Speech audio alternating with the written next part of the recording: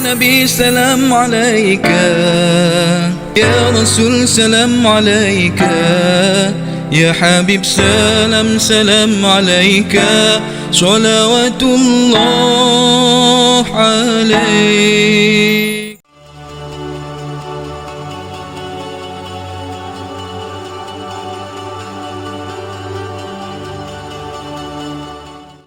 إلى حضرة نبينا محمد صلى الله عليه وسلم، ثم إلى أرواح أزواجه وذريته وأصحابه والتابعين والتابعين لهم بإحسان إلى يوم الدين، ثم إلى أرواح أنبياء المرسلين وأولياء الله الصالحين والعلماء العاملين، وإلى أرواح مشايخنا ومعلمنا وآبائنا وأمهاتنا، وإلى أرواح المسلمين والمسلمات والمؤمنين والمؤمنات. الفاتحة. أعوذ بالله من الشيطان الرجيم. بسم الله الرحمن الرحيم. الحمد لله رب العالمين الرحمن الرحيم مالك يوم الدين، إياك نعبد وإياك نستعين، اهدنا الصراط المستقيم، صراط الذين أنعمت عليهم غير المغضوب عليهم ولا الضالين. آمين. Assalamualaikum warahmatullahi taala wabarakatuh. A'udzu billahi minasyaitonir rajim. Bismillahirrahmanirrahim. Alhamdulillahil qail wa basyiril ibad alladzina yastami'una al-qawla wa yattabi'una ahsana, ulaika alladzina hadahumullah wa ulaika hum ulul albab. Asyhadu an la ilaha illallah wahdahu la syarika lah, wa asyhadu anna Muhammadan abduhu wa rasuluh. Allahumma shalli ala sayyidina Muhammadin nuril anwar wa ala alihi al-adhhar wa ashabil akhyar wa sallim tasliman katsira. Allahumma nawwir qulubana bi nuri hidayatika kama nawwartal ardha bi nuri syamsika abadan abada bi rahmatika ya arhamar rahimin. Tuan-tuan dan puan yang dirahmati Allah sekalian, alhamdulillah malam ini kita dapat menyambung pengajian kita setelah kita tangguhkan karena bulan Ramadan dan mungkin karena bulan Syawal. Untuk mengisi masa pada malam ini, saya fikir saya ingin menerangkan tentang ibadat haji lah, ya. Terutamanya untuk mereka yang nak naik haji, keduanya untuk kita lah. Kalau kita dah tahu, mudah-mudahan dapat menyegarkan ingatan kita, pahaman kita tentang haji. Saya mulakan dengan pandangan Syekh Abdul Qadir Jilani, seorang ulama tasawuf yang tidak asing lagi, yang wafat pada tahun 562 Hijrah. Dalam kitabnya Al-Ghunyah li Talibil Haq,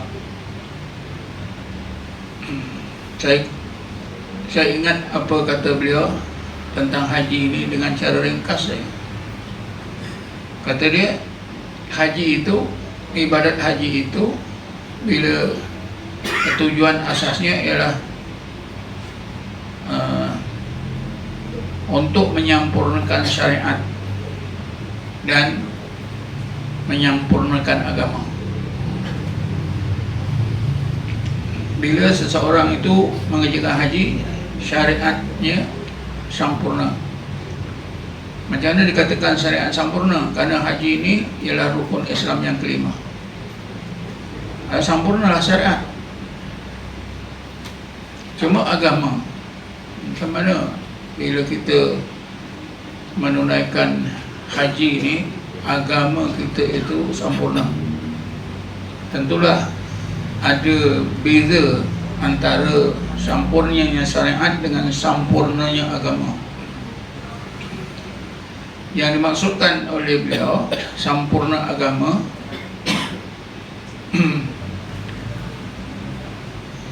ialah sempurna tujuan kita beragama, yaitu kita menjadi hamba Allah, sebaik-baik hamba Allah yang mampu beramal sebaik-baik amal. Inilah maksudnya menyempurnakan agama. Tujuan agama itu ialah untuk menjadikan tiap-tiap manusia itu kalau boleh menjadi hamba Allah. Dalam surah Az-Zariyat Allah sebutkan Bismillahirrahmanirrahim, wa ma khalaqtul jinna wal insa illa liya'budun. Aku tak jadikan jin dan manusia kecuali semata-mata supaya jin manusia itu menjadi hamba-Ku. Jadi bila kita beragama, itulah jalan untuk menjadi hamba Allah. Dan bila dalam agama Islam ni kita menyempurnakan haji, maka sempurnalah kehambaan kita. Perkara lain yang perlu kita ketahui ialah menurut setengah ulama bahawa ibadat haji ini yang kita tahu Nabi Ibrahim yang mulakan tapi ada setengah ulama mengatakan manusia yang mula-mula mengerjakan haji ialah Nabi Adam dan Hawa alaihissalam. Ceritanya panjang lebar tapi boleh diringkaskan, yaitu apabila Adam dan Hawa dimurkai oleh Allah, Allah letakkan di muka bumi ini, maka kedua-duanya berkelana kerana telah melakukan kesalahan dan mereka terus bertaubat. Lalu Jibril menemui Nabi menegaskan bahawa kesalahan Adam dan Hawa itu Allah akan ampunkan sepenuhnya. Adam dan Hawa jadi bersih, jadi hambanya sebaik-baik hamba. Bila kedua-duanya pergi ke satu tempat, disitulah kedua-duanya minta ampun. Jadi Jibril beritahulah tempat itu, carilah tempat ini begini-begini. Jadi diceritakan Nabi Adam dan Hawa pun berjalan, carilah tempat itu. Berapa lama wallah alam. Tapi saya dengar seorang ulama dia kata 300 tahun. Allah alam, lama sangat. Akhirnya bertemulah kedua-duanya itu di Jabal Rahmah. Itu yang apa itu, ada cerita di sebalik Jabal Rahmah. Kemudian kedua-duanya pergilah di tempat di mana Kaabah itu dibina sekarang. Di situlah kedua-duanya minta ampun pada Allah. Allah ampunkan, bersihkan, jadi hambanya sebaik-baik hambanya. Ini asal-asal menurut setengah ulama yang saya dengar. Tapi hingga sekarang saya cari sumbernya dalam kitab-kitab belum bertemu lagi. Bukan tak ada, tapi mungkin saya belum bertemu.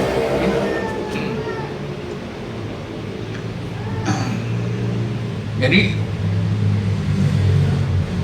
kita tahulah Adam dan Hawa itu manusia yang mula-mula naik haji. Tapi cara ringkaslah cara dia lah.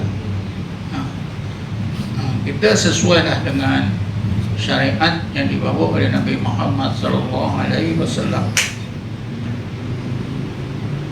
Perkara lain, perkara yang ketiga yang perlu kita ketahui, haji ini sebenarnya, ibadat haji ini sangat berkaitan dengan amalan kita. Amalan kita terdekat Naqsabandi ini sangat sesuai dengan ibadat haji. Sehingga guru saya kata, bila kita ikut tarekat Naqsabandi, kita bersolok. Solok itulah latihan yang khusus yang boleh membantu kita menyempurnakan ibadat haji. Nanti saya akan terangkan. Macam mana bila kita bertarekat Naqsabandiyah, kita bersuluk, kemudian amalan zikir dan tadi bersuluk atau beruzlah khalwat ini boleh membantu menyempurnakan amalan haji kita, ya. Macam mana boleh begitu, ya? Sebenarnya manasik haji, ya, kerja-kerja ibadat haji ini ada kaitannya dengan yang rapat dengan amalan kita berzikir, amalan kita bersuluk. Terutamanya katalah kita ambil yang mudah, ya. Ambil yang paling mudah ialah adab orang bersuluk. Ada lebih luas lagi adab orang bertarekat. Adab orang bersuluk tu antara lain tak boleh bercakap sebarang. Betul tak? Nah, kita dah dilatih, ya. Tak boleh cakap sebarang cakap. Hanya boleh bercakap apa yang diperlukan saja. Kalau kita mengerjakan haji atau umrah, kita boleh guna memang special lah. Tapi apa yang kita temui, ya, orang ramai ini, seluruh dunia lah, bila naik haji jumpa kawan, itulah masa terbaik untuk berborak. Betul tak? Siapa ada haji, betul tak? Betul. Jadi itulah untungnya. Apa yang bersolok, dia jaga adab. Sebab apa?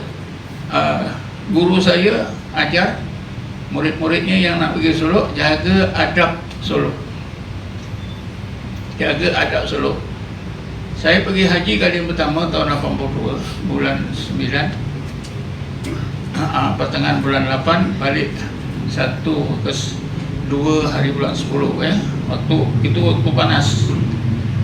Saya lepas suluk lebih kurang 4-5 bulan. Saya pun bukan tahu sangat tentang tarekat-tarekat ni, tapi dapat suluk. Bila naik haji tahun 82 tu, satu perkara yang sangat pelik pada saya ialah bila terserempak di jauh orang yang saya kenal, saya mengelak diri, lari. Tiap orang yang saya kenal mesti saya mengelak diri, saya menyuruh. Bila dah habis haji itu, saya pun terfikir, kenapalah saya ni sombongnya. Sombong sangat. Jadi selama saya di sana tu, sehingga dalam bilik itu dulu pakai syekh, ya. Saya sistem syekh yang terakhir. Syekh saya Syekh Ibrahim Kedahi. Dalam bilik yang besar-besar itu 12 orang lelaki, tua muda.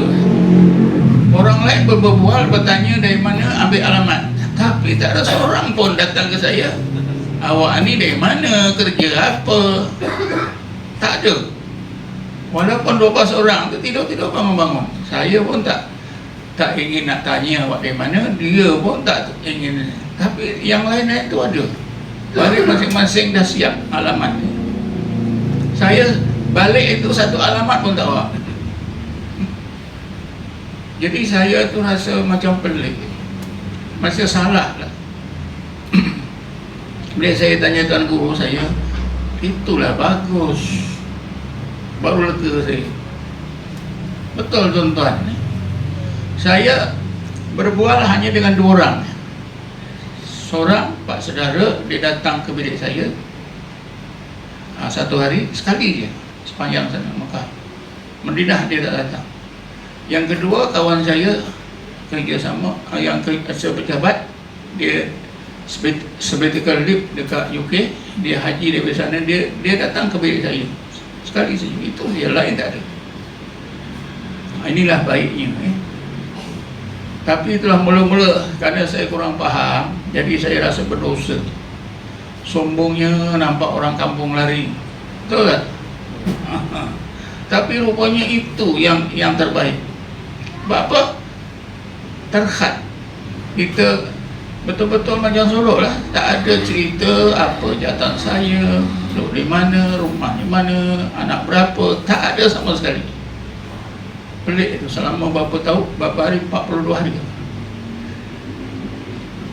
Ini yang tuan-tuan inilah hubungan sangat rapat kita bersolok dengan ibadat haji. Kedua zikir. Ini zikir. Zikir ini sangat penting semasa kita mengerjakan haji.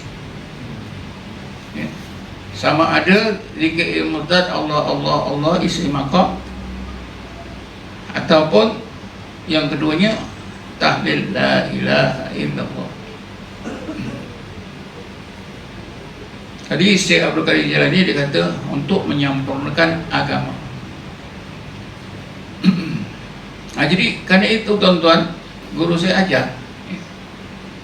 Dia kata, Ustaz bila nak pergi haji, nak tinggalkan rumah, sembahyanglah taubat, sembahyang sunat musafir, sembahyanglah hajat apa semua. Tapi jangan lupa berdoa. Apa doa ni? Dalam bahasa Melayu kita lah. Guru saya pun ajar dalam bahasa Melayu. Kata, ya Allah, aku ni nak Engkau maha mengetahui, ya Allah, aku ni nak keluar kampung, keluar negeri, menuju ke Mekah, tempat yang mulia, tempat yang suci, untuk menghampirkan diri kepada Engkau yang maha suci. Ya Allah, Engkau yang maha suci tak akan menerima hamba-Mu, manusia-manusia yang tidak bersih, tidak suci sebenar-benarnya. Oleh kerana itu, ya Allah, bagaimana Engkau kurniakan aku pakaian yang bersih, yang suci, pakaian betul ni, maka Engkau bersihkanlah pakaian dalaman aku, bersihkanlah sifat-sifat jahat aku ni, sehingga tidak ada dalam diri aku ni yang kotor. Bersih lahir batin, bersih untuk pergi ke tanah suci, untuk menghampirkan diri kepada Engkau yang maha suci. Mudah-mudahan Kau boleh menerima. Ini di guru saya ajar. Ulang balik boleh tak? Alah, itu haji haji pandai bahasa. Orang merayu, merayu, ya Allah, aku ni, mengakulah kita ni kotor. Ya Allah, Engkau maha mengetahui macam mana kotornya hati aku, jiwa aku, niat aku. Kalau Engkau tak bersihkan, memang tak ada siapa boleh bersihkan, ya Allah. Macam mana Engkau bagi aku pakaian yang bersih, macam ini Engkau bagilah pakaian dalam aku ini pakaian yang bersih saja, supaya bila aku meninggalkan kampung halaman aku ini, pada zahir aku juga boleh meninggalkan kampung halaman dalaman aku. Maknanya sifat-sifat buruk dalam hati kita itu macam kampung halaman kita. Kita guru saya macam tu. Jadi maknanya tuan-tuan, kita tinggalkan kampung halaman tu, maknanya dari segi hakikat apa? Kita mesti tinggalkan juga kebiasaan buruk. Pasal apa? Kita nak pergi ke tanah suci, supaya dahil batin kita bersih suci. Faham tak ni? Secara isyarat, maknanya guru saya kata, kita tinggalkan kampung. Kalau siapa tinggalkan kampung, tidak tinggalkan kampung dalaman, itu bukan meninggalkan kampung.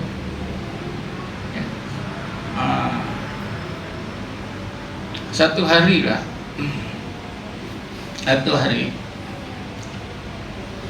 apa itu,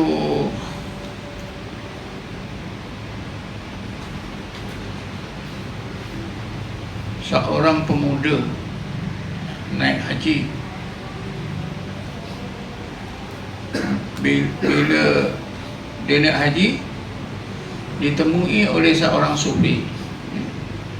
Wahai pemuda, engkau dari mana? Aku daripada, disebutlah sebuah negara daripada katalah maghribi. Kau dah tinggalkan ke kampung kau? Sudahlah, kat sini kan ini. Jadi kata ulama ni, aku dapati kau belum lagi tinggalkan kampung kau. Macam mana tuan? Ni saya dah kat sini ni. Maksudnya apa? Maghribi itu memang dah tinggalkan. Malaysia kita dah tinggalkan. Tapi kampung dalaman, kebiasaan-kebiasaan jahat itu tidak ditinggal. Jadi orang-orang sufi ni tuan faham itu memang bukan saja zahir tapi batin. Hakikat meninggalkan kampung tu apa dia? Iaitu hakikatnya macam mana kita tinggalkan kampung halaman kita untuk kesedaran yang suci, menghadirkan diri kepada Allah yang Maha Suci. Maka begitulah kita tinggalkan kampung halaman kita, sifat-sifat jahat, niat-niat jahat dalam hati kita. Itu faham saya fikir mudah je. Apa isyarat tinggalkan kampung ketika naik haji? Oh, senang saja, tinggalkan kebiasaan jahat. Boleh? Jadi siapa naik haji macam itulah. Ya Allah, aku tak terdaya. Tinggalkan kampung ini senang. Apa ni nama kampung? Kampung Sentosa senang, tapi nak tinggalkan kampung dalaman ni, engkau saja yang boleh tinggalkan. Engkau saja yang boleh nanggalkan, bersihkan ya Allah. Aku tak daya. Penyerahan macam itu insya-Allah. Nanti kesannya di sana ada kesannya tu. Bila kita dah awal-awal dah serah ya, di sana nanti Allah akan tolong kita. Sekiranya apa-apa nanti Allah elakkan. Sekiranya kita lakukan jahat juga, nanti Allah hidayatkan. Sebab ada satu ayat yang itu saya bacakan ya. Bismillahirrahmanirrahim. Innal ladzina taqaw idza massahum ta'ifun minas syaitani tadzakkaru fa idza hum mubsirun. Sesungguhnya orang-orang yang benar-benar bertakwa kepada Allah, sekiranya mereka itu ditimpa oleh satu-satu tipu daya syaitan sehingga melakukan kejahatan, tazakkaru, dia akan nampak kesalahan, kejahatan, dosa yang dilakukannya. Fa idza hum mubsirun, yang akhirnya mereka akan nampak mana yang hak, mana yang batil, lalu rujuklah, kembalilah kepada Allah Subhanahu wa taala. Ini baiknya kemudian pakaian ihram tu pun ada makna sama. Pakaian ihram, orang tak Islam pun boleh berpakaian ihram. Betul tak? Ada tu lilit je boleh, takkan kita macam tu. Memanglah kita dah diajar pakai pakaian ihram lelaki perempuan ya. Tapi itu kalau kita belajar tarekat, belajar tasawuf, samalah.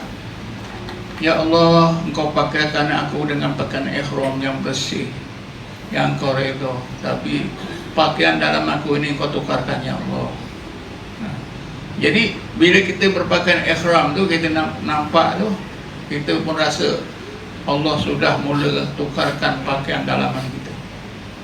Pakaian dalam kita apa? Sifat-sifat kebiasaan jahat kita lah, biar Allah tukarkan. Itu pakaian ihram. Jadi maknanya kita beramal, tahu ilmunya, tahu maksud zahirnya, dan tahu maksud hakikat batinnya. Kalau kita fikir apalah salahnya pakaian ihram dengan ini baju Melayu, betul tak? Ini bersih juga, tapi bersih tapi tak dikehendaki, tak diredai oleh Allah, yang Allah redai, macam pakaian ihram. Aja macam tu juga dalaman kita, hanya Allah saja. Allah tak tolong, tak bagi rahmat, tak boleh. Baik Lepas itu kita pergilah kepada amalan tawaf. Ya, kita ambil besar-besar. Amalan tawaf.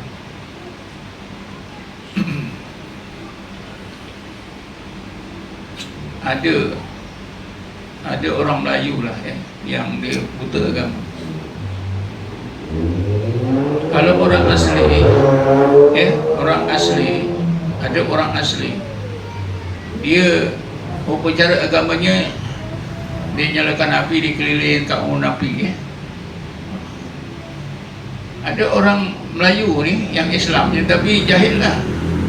Kalau kita fikir-fikir, dia kata tawaf itu macam juga orang bukan Islam, keliling api lah. Ini memang tak betul. Kita pun tengok dekat TV macam-macam orang buat tawaf. Betul tak?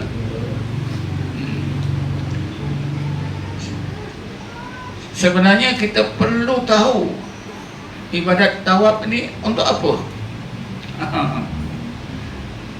Tawaf ini sebenarnya untuk mengukuhkan, meneguhkan tauhid kita.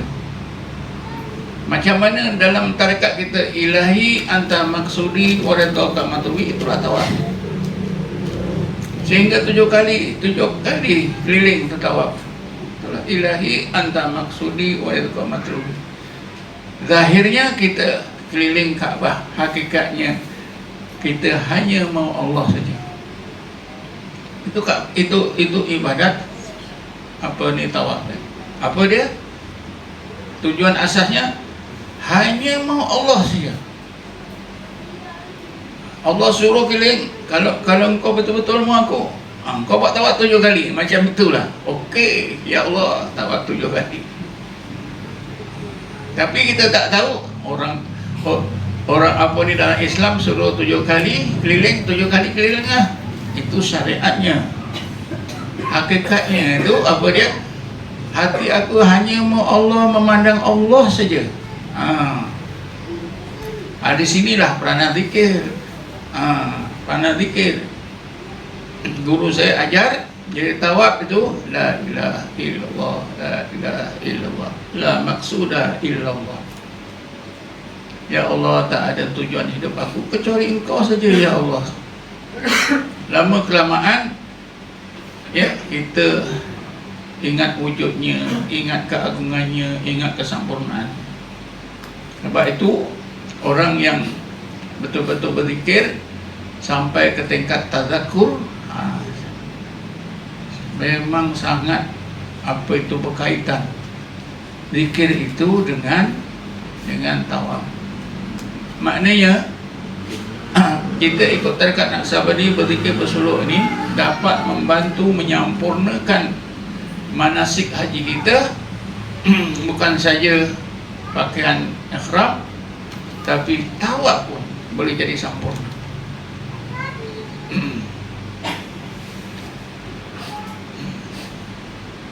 Kalau kita tengok siapa saja yang pernah tawaf, yang pernah umrah, kan ada kumpulan orang India ke, orang Arab ke, orang Indonesia ke, orang Islam di mana-mana mereka ni bertahlil ramai-ramai ya. 30 orang, 10 orang, berpuluh-puluh orang.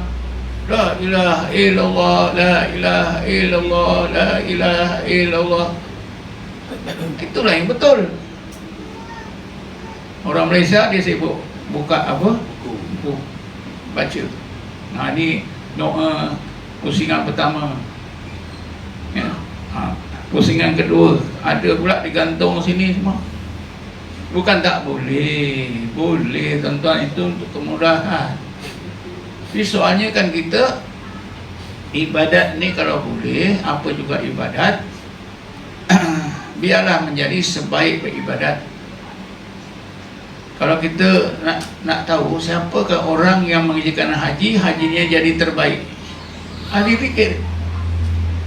Tadi saya bacakan ayat 17, akhir ayat 17 diikuti ayat 18 surah Az-Zumar.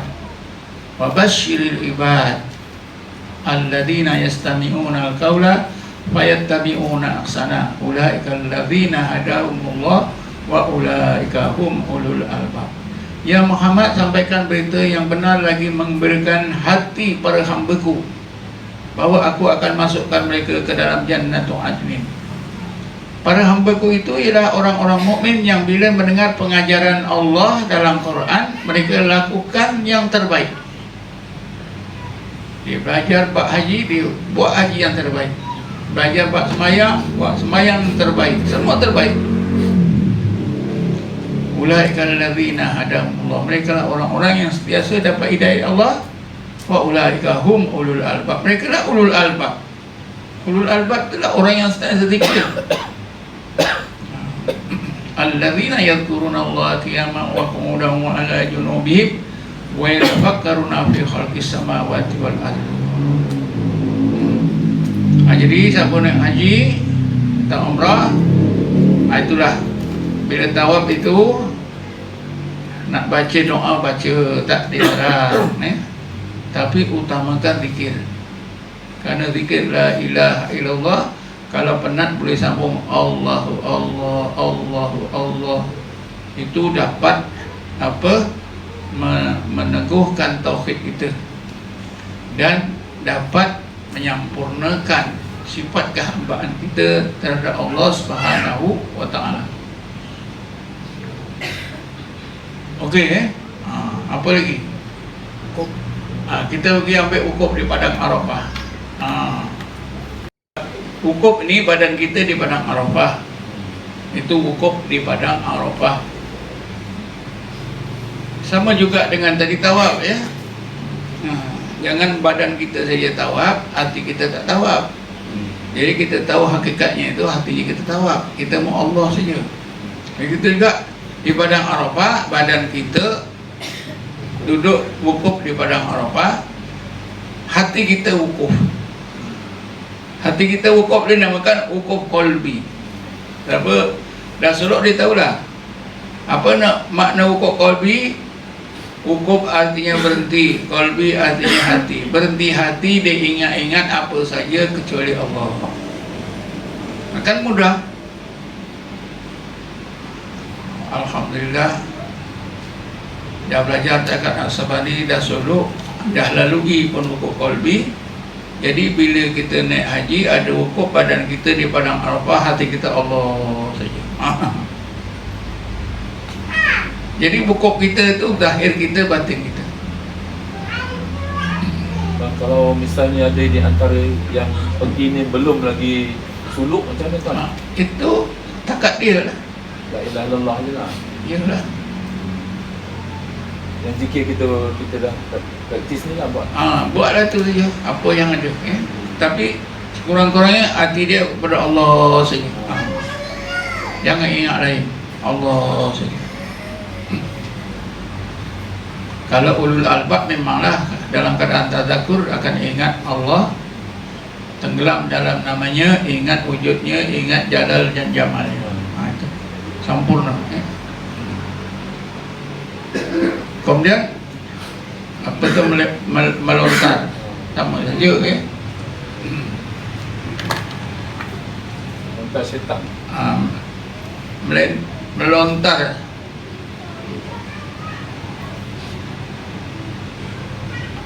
Kalau kita tengok di Malaysia ni ada apa itu, golongan apa, dia nak cari hantu dekat kubur, dekat gua-gua, nak dia apa, difilmkan, apa nama, apa ni, Seekers, orang kita pun ada tu pasukan tu. Dia nak menggambar hantu ke ni dekat gua-gua, dekat kubur, dekat orang lagi dah banyak. Betul. Dekat orang lagi banyak. Kadang-kadang yang pergi tu pun banyak lah. Dia nak gambarkan, memanglah tak jumpa punya. Jadi lempar tu sebenarnya, kata guru saya, nak lempar setan yang di dalam ni. Nak lemparkan setan-setan yang mengaruhi, termasuklah nafsu kita. Itu sebenarnya. Tapi orang tak tahu situ ada setan. Takkanlah setan tu duduk situ aja dah sejak 1500 tahun kena baling. Faham tak? Itu isyarat saja. Isyarat itu kata guru saya, yang di dalam ni, ya Allah engkau buangkanlah syaitan di dalam ni, engkau rejamkanlah ya Allah seperti aku rejam batu ni, biar mampus deh.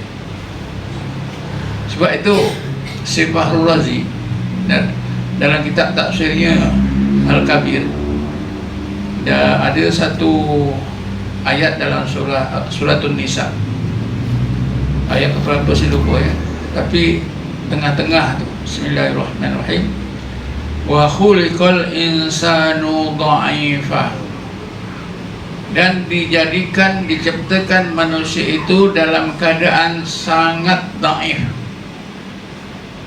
Kata Syekh Fahrul Razi, maksudnya bukanlah fizikal manusia itu dhaif, lemah, tidak. InsyaAllah 100 kilo boleh angkat.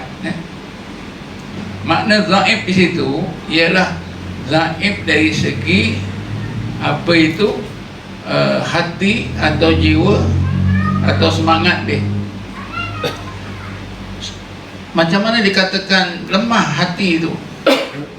Kata-kata beliau, manusia ini seolah-olah tidak terdaya untuk buat apa yang Allah suruh, tinggal apa yang Allah larang. Terlalu lemah. Pasal apa? Ada nafsu yang mahu sebaliknya. Nafsu kita ni sentiasa mahu yang Allah larang, sentiasa tak mahu yang Allah suruh. Jadi lemahlah. Jadi nafsu itu lawan hati, hati kalah, hati lemah. Kemudian dikuatkan lagi nafsu itu oleh syaitan. Syaitan dah tambah kuatlah nafsu kita. Kemudian ada dua faktor lain, dikuatkan lagi dengan apa saja kesenangan dunia.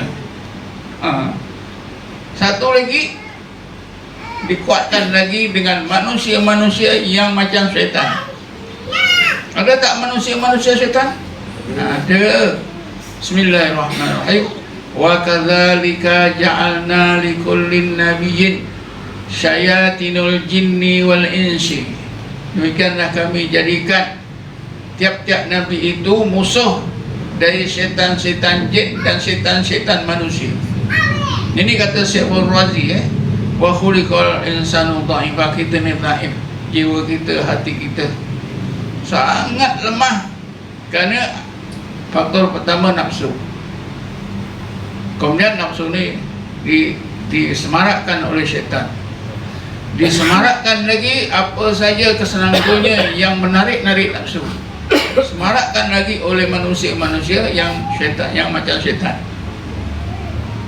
Jadi kita lemah, selemah-lemahnya. Tapi Allah kuatkan hati kita dengan apa? Bismillahirrahmanirrahim. Yusabbitullahu alladhina amanu biqauli tsabit fil hayatid dunya fil akhirah. Allah kuatkan kehidupan zahir dan batin hati manusia itu, orang beriman itu, biqauli tsabit, dengan la ilaha illallah. Dengan la ilaha illallah tu hati kita yang sudah lemah dikalahkan oleh nafsu syaitan, dunia dan manusia tadi, insya-Allah hati kita jadi kuat, menang dalam perang melawan nafsu. Itulah lempar tadi.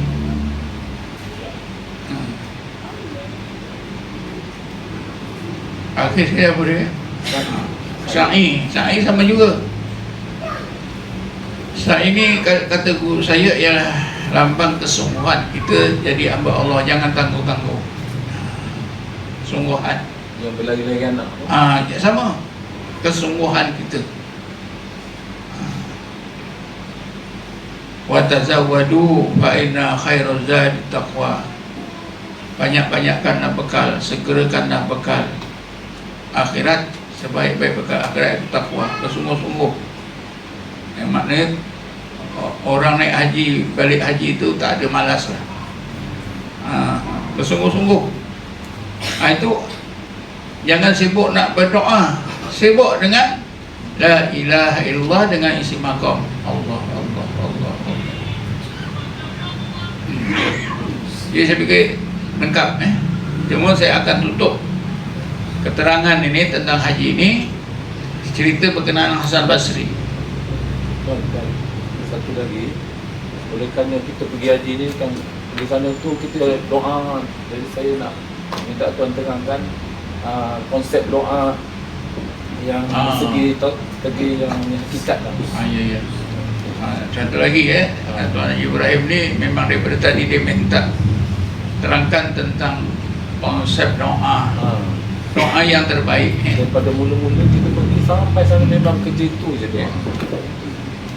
Bila kita sentuh tentang doa ni pertama sekali kita naklah tahu doa tu ada dua jenis.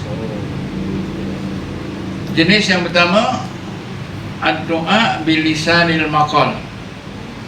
Doa dengan kata-kata rayuan-rayuan, ya Allah, ya Allah, ya Allah, aku ni miskin, tolonglah hilangkan kemiskinan aku, banyakkanlah harta aku. Ini namanya doa bilisanil maqal. Satu lagi doa bilisanil hal. Engkau ni dah apa ni, ekonomi engkau ni teruk sangat, engkau tak mau berdoa, engkau siap aja. Dia siap dalam hati Allah, Allah, Allah. Dia cuma berzikir Allah, la ilaha illallah. Belajarlah doa. Jadi orang berzikir ni sebenarnya itulah doa yang terbaik. Itulah doa yang terbaik, doa bilisanil hal. Ini contohkan dengan doa Nabi Yunus alaihissalam. Bila Nabi Yunus alaihissalam masuk dalam perut ikan, ada tak dia berdoa, ya Allah, matilah aku macam ni, kau selamatkanlah ya Allah. Betul gitu kan? Dia tak ada.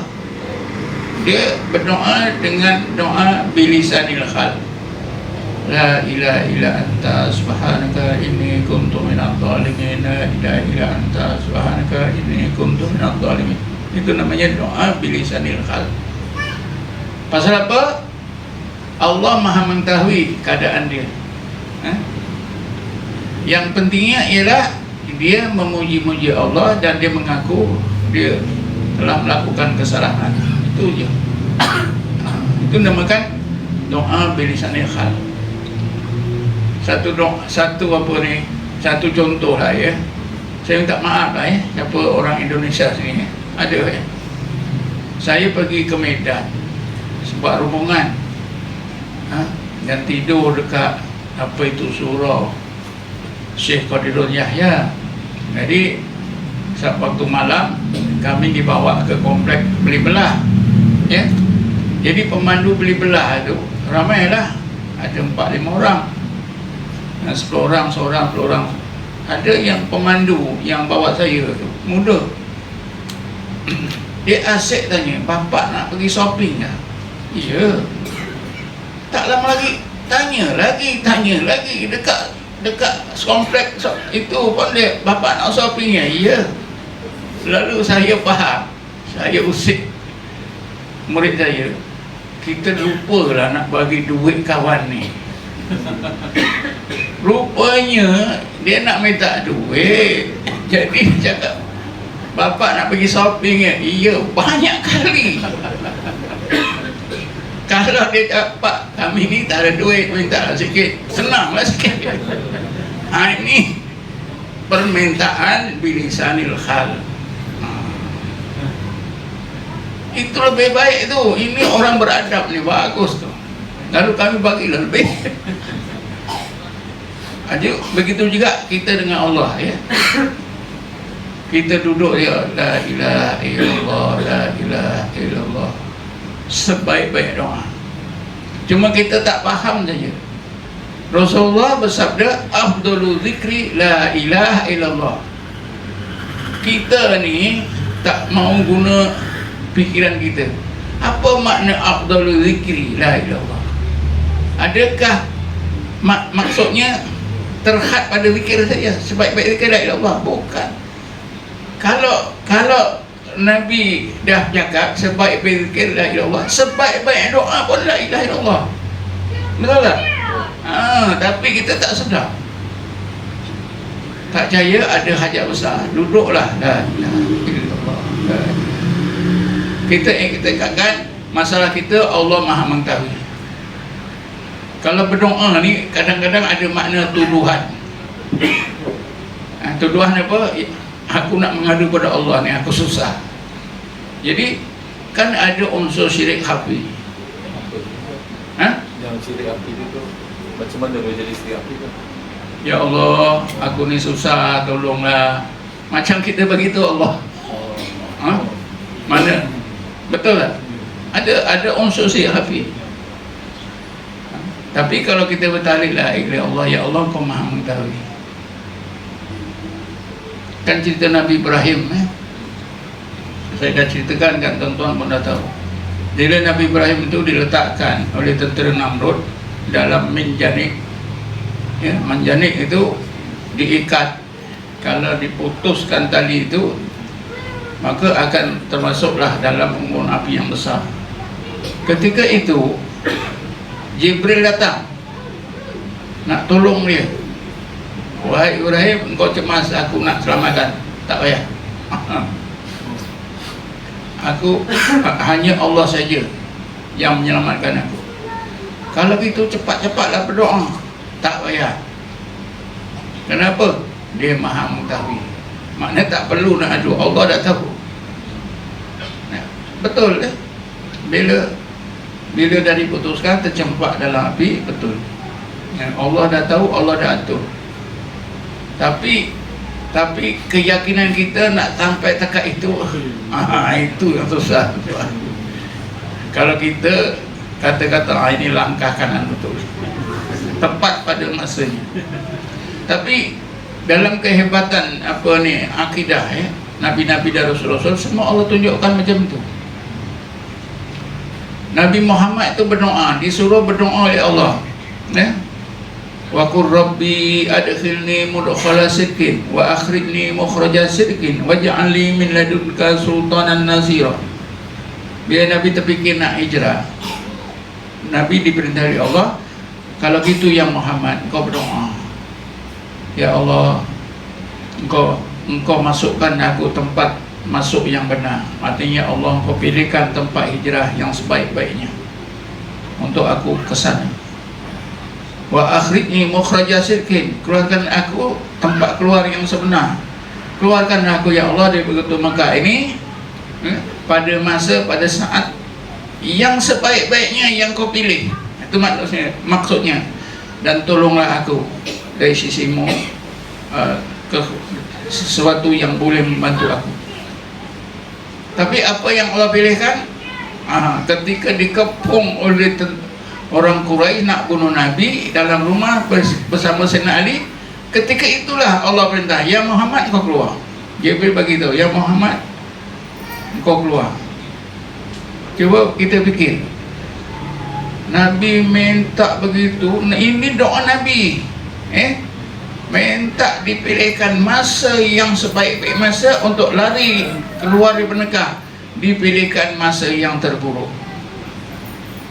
Akal kita kata terburuk, tapi Allah kata itu terbaik. Macam mana kita, tuan-tuan? Sekarang orang Palestin dalam keadaan terburuk, tapi Allah kata yang terbaik. Betul tak? Sama aja. Bagi saya itu terbaik. Siapa yang tak pernah semayang, insya Allah sembahyang. Betul tak? Siapa yang tak pernah zikir, insya Allah berzikir. Siapa yang tak ingat Masjidil Aqsa, ingat. Semua ingat. Semua insaf. Dipenjara oleh apa itu? Yunis. Penjara yang tak ada dinding, terbuka. Semua tak boleh. Tak boleh buat apa. Tapi percayalah tuan-tuan, orang Yahudi itu lebih takut daripada orang Palestin yang diancam setiap masa. Betul. lebih takut, lebih bimbang. Sebab dalam Quran dia sebut ni, dalam surah Taubat itu ayat 110. Kalau salah ya. La yazalu bunyanuhum alladhi banau ribatan fi qulubihim illa an taqatta'a qulubuhum wallahu alim hakim. Ini sebenarnya ayat ini menceritakan hal keadaan orang-orang kafir ni. Apapun kejayaan yang mereka capai, kejayaan itu akan menjadikan hati mereka semakin bimbang, makin takut. Orang Yahudi itu berjaya, dia menjadi negara terkuat di dunia yang ke-8 di belakang Amerika, Rusia, Jerman, UK. Dia yang ke-8 ni. Tapi macam mana pun hati orang kafir ni, dia tak senang, tak ada ketenteraman, masih bimbang, masih bimbang. Sebab itu kalau kita tengok betul-betul kebimbangan hati orang Palestin dengan orang Yahudi lebih bimbang, lebih takut lagi. Ini ayatnya. Sentiasalah kejayaan bunyanahum alladhi banau, itu artinya apa saja kejayaan yang mereka telah cipta, alat sains ke, tentera ke, senjata ke, apa saja yang mereka telah berjaya cipta, menguatkan diri mereka dari semua segi, menjadi apa? Ribatan fi qulubihim. Ribatan itu artinya macam menakutkan, membimbangkan, tak puas. Pasal apa? Hati itu untuk Allah, hanya Allah. Bila ada dalam hati itu Allah saja, barulah tenang. Yang ini semua kejayaan adalah hati, menjadikan hati orang kafir ini sentiasa ribatan fi qulubihim illa an taqatta'a qulubuhum, sehingga dia matilah. Illa an taqatta'a qulubuhum tu sehingga mereka mati. Wallahu alimul hakim. Tak boleh lari ni. Sebab itu kita jangan bimbang. Satu lagi dalam Quran pun ada Bismillahirrahmanirrahim. Wala tahinu wala tahzanu wa antumul a'launa in kuntum mu'minin. Janganlah kamu rasa lemah, janganlah kamu rasa duka cita atau apa-apa juga perasaan yang negatif. Kamu tetap tinggi di sisi Allah sekiranya kamu mukmin. Betul? Sebab itu menjadi orang mukmin itu tak pernah kalah. Kalah pun menang lah, memanglah menang. Tak ada apa itu istilah kalah, tak ada.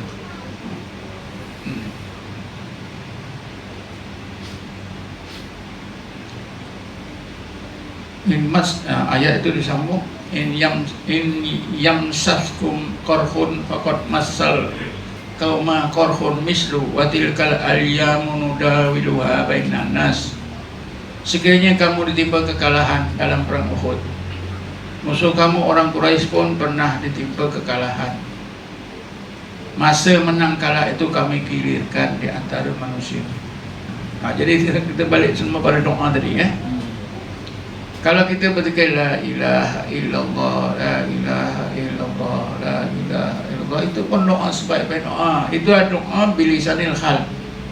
Kan saya dah cerita ada 2 atau 3 kejadian betul Yang pertama, makcik sebelah rumah saya itu, masa saya kerja lagi dulu, mungkin dalam tahun 93, saya kerja 95.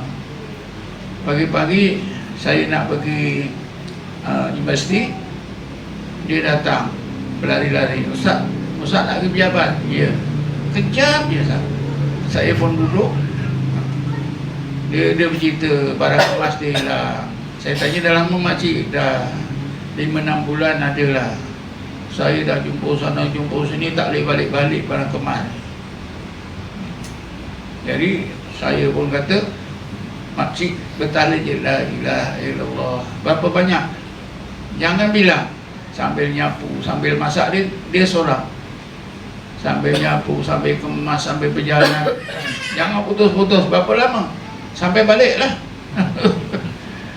Dia buat terus menerus sebulan 2. Satu hari pagi-pagi juga dia keluar rumah, buka aja pintu tu, rumah di rumah bawah depan pintu dia ada plastik kuning, beg plastik kuning. Dia pun angkat, tengok barang kemas, dia bawa masuk, dikira satu pun tak hilang. Dia pun datang ke masa lari, napas tengok-tengok, Ustaz, mas saya dah balik. Dia cerita lah. Itulah. Tak ada pun ya Allah pulangkan nama aku, tak ada. Ini betul, terjadi betul. Satu lagi murid saya. Murid saya ni dah lama dia tak ikut zikir. Bertahun. Satu hari datang pula, Ustaz, motor saya yang besar, saya beli 70,000. Hilang. Saya turun pejabat dia pejabat custom dekat Jalan Lutut, dekat atas nak. Dia turun petang-petang nak balik, hilang. Itu pun dah berbulan-bulan. Dia jumpa saya pun ajar awak tahlil ayah. Berapa lama? 3 hari 3 malam boleh tak keluar? Allah, tak keluar rumah. Habis macam mana? Ini saya kerja hari Minggu 2 hari, sambunglah cuti hari Senin 1 hari. Kalau isteri saya ikut lagi bagus. Dia buat duk semua isteri. Tak keluar kecuali mustahak lah, habis gas ke apa ke, keluar lah. Dia buat betul-betul tuan 3 hari dalam rumah.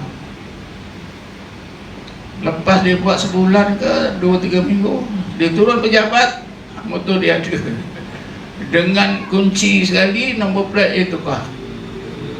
Dia sukanya. Lepas tu dia datang lah, fikir balik. Lepas tu hilang sekarang lagi. Ini namakan doa bilisanil hal. Ya. Buatlah cara ni. Jadi di Mekah pun begitu. Kita bertahlil, bertahmid, bertakbir la ilaha illallah, baca Quran itu doa yang baik. Adab sopan dengan Allah Subhanahu Wa Taala. Kita anggap, ya Allah, apa kekuranganku, apa hajatku, Engkau lebih tahu. Engkau lebih tahu. Engkau maha mengetahui. Sekarang ni kewajiban aku nak fikir saja. Ingat Engkau.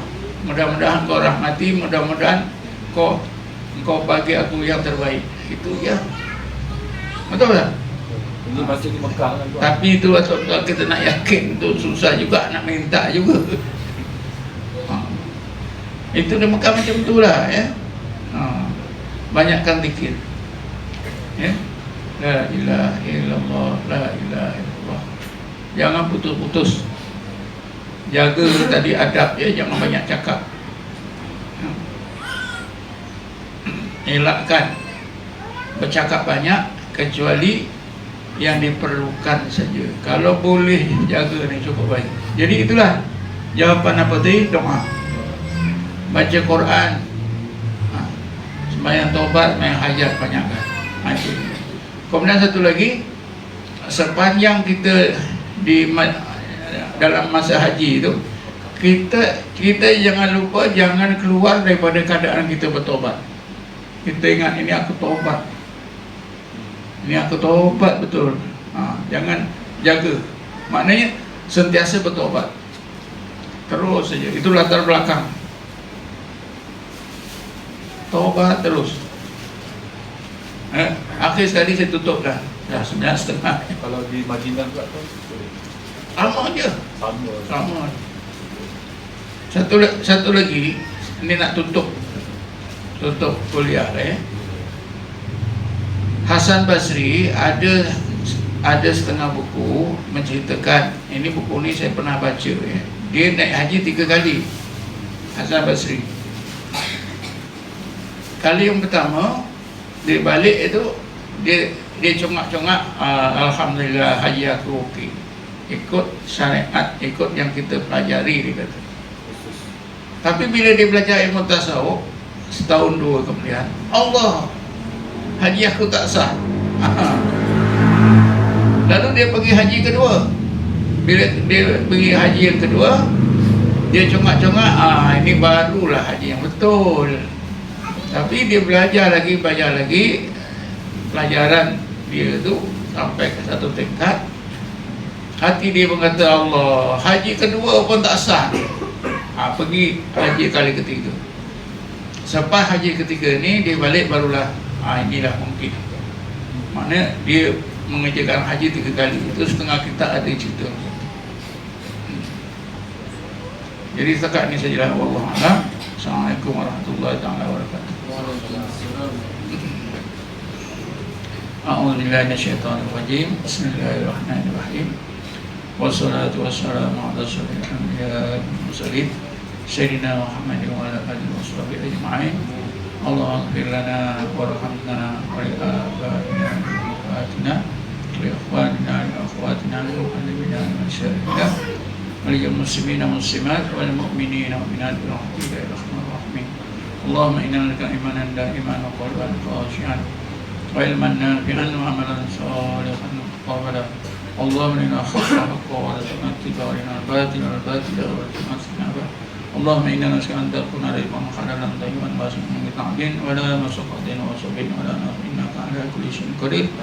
اللهم انا نستغفرك ونستودعك ادياننا وإيماننا وأنفسنا وأولادنا وأموالنا وبيوتنا وكل شيء أعطيتنا يا رب.